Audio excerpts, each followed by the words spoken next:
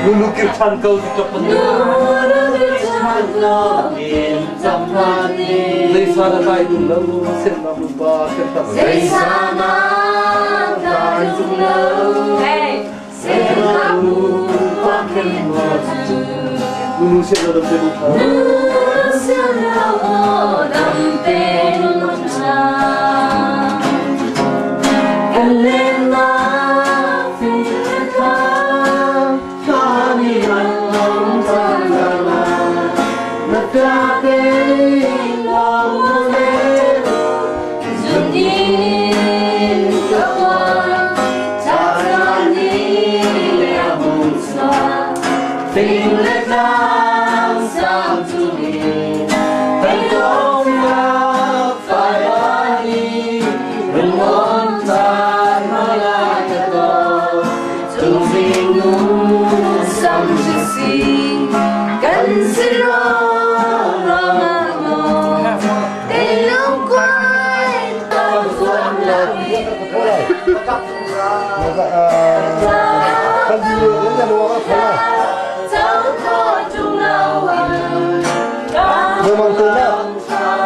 Lại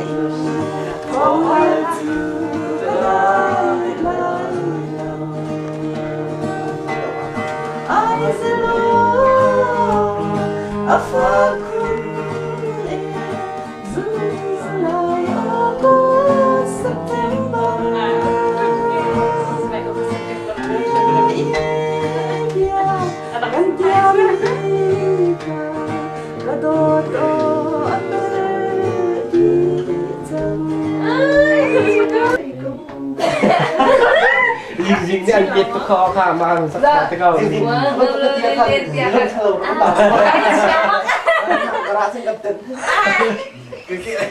Tuzana tuh kok kan terpakai batu bulu kan sudah kan dia kalahin sudah mau tinggal makan.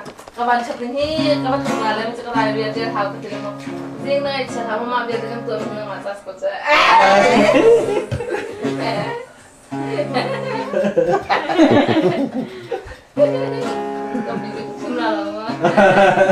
Masih mata kami tengah lagi di bazar betul.